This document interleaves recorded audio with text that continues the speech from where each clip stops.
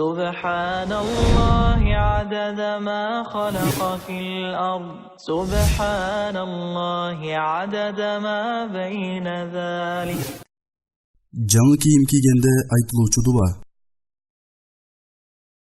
Абу Саид аль-Худри радияллаху анху айтты: Аллахтын элчиси саллаллаху алейхи ва саллям жаңы кийим кийгенде аны селде деп, же көйнөк деп, же чепкен деп өз аты менен айтчу. Андан кийин мындай деп айтат эле: О Аллах, сага гана мактоолор болсун. Сен гана муну мага кийгиздиң. Мен сенден анын жакшылыгын жана жасалган максаттын жакшылыгын сурайм. Жана анын жамандыгынан, жана жасалган максаттын жамандыктарынан коргооңду сурайм.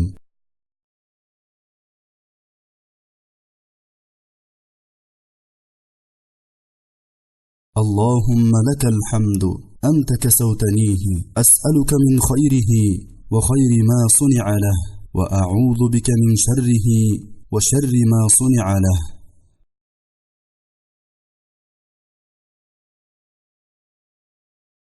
Кийим кийгенде айтылуучу дуба.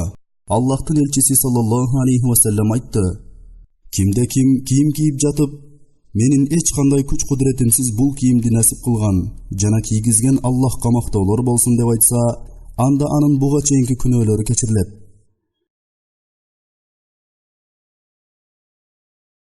Алхамдулиллахи аллази касани хада ат-thawb wa razaqanihi min ghayri hawlin minni wala quwwatin.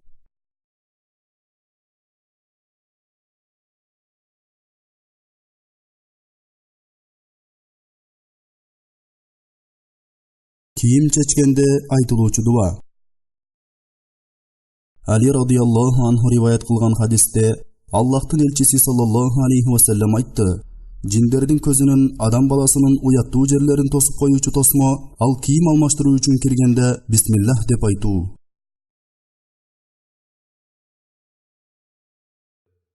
Бисмиллах.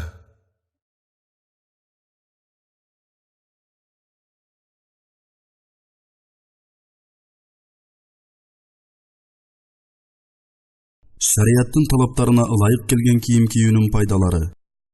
Биринчи, абийирин сактоо. Анткени шарият көрсөткөн түрдө кийинүү өзгөчө кыз келиндердин абийирин сактоого калкан болот. Ошондой эле бузукулукка баруудан тыйган себептердин бири болуп саналат.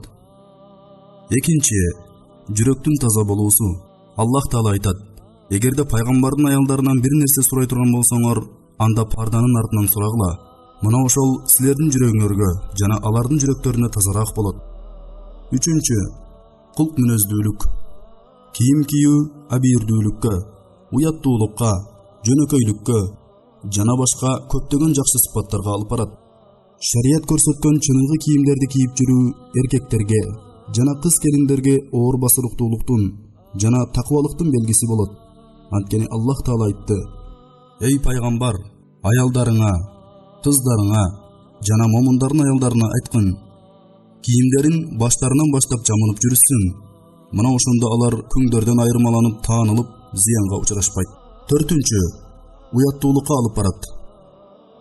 Уяттуулук араб тилинде жашоо деген сөздөн келип чыккан. Анткени уятсыз адамдын жашоосу түз болбойт. Ошондой эле уяттуулук ыймандан деп пайгамбарыбыз айтып кеткен. Бешинчи, адамдын аврат жерлерин жабат. Эгерде адам Аллах үчүн шарият көрсөткөн жолдо кийим кийсе, анда анын такыбалыгына далил болот. Аллах Таала айтты: Эй адам баласы, биз силерге уяттуу жерлериңерди жабуу үчүн жана кооздонуу үчүн кийимдерди түшүрдүк. Ал эми такыбалуулуктун кийими силер үчүн жакшыраак. Бул аяттын тафсиринде адам Аллахка такыбалык кылып уяттуу жерлерин жаап кийинет. Мына ушул такыбалыктын кийими деп айтылат. Пайгамбар саллаллаху алейхи ва саллям да мындай деп дуа кылат эле: О Аллах, менин уяттуу жерлеримди жап жана коркунучтан аман кыл.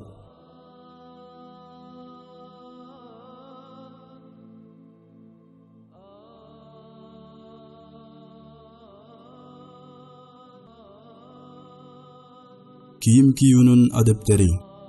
Биринчи, кийим кийип жатканда ошол кийимди өз аты менен атап Аллахка мактоолорду айтуу. Мисалы көйнөк кийип жатып: О Аллах, бул көйнөктү насип кылганың үчүн сага мактоолор болсун деп айтуу керек. Андан кийин хадисте келген дуаларды айтат. Экинчи, оң жактан баштап кийүү. Аллахтын элчиси саллаллаху алейхи ва саллям айтты: эгерде даарат алсаңар жана кийим кийсеңер, анда оң жагыңардан баштагыла. 3. Тышкы кооздукка көңүл буруу. Жабир ибн Абдуллах радияллаху анху айтат: Аллахтын элчиси саллаллаху алейхи ва саллям биздин үйгө зыярат кылып келди. Ошондо ал чачы жүдөгөн кишини көрүп, мунабы чачын жөнгө салган нерсе таппады бекен деп айтты. Жана ал кийими кир кишини көрүп, мунабы кийимин жууганга суу таппады бекен деп айтты.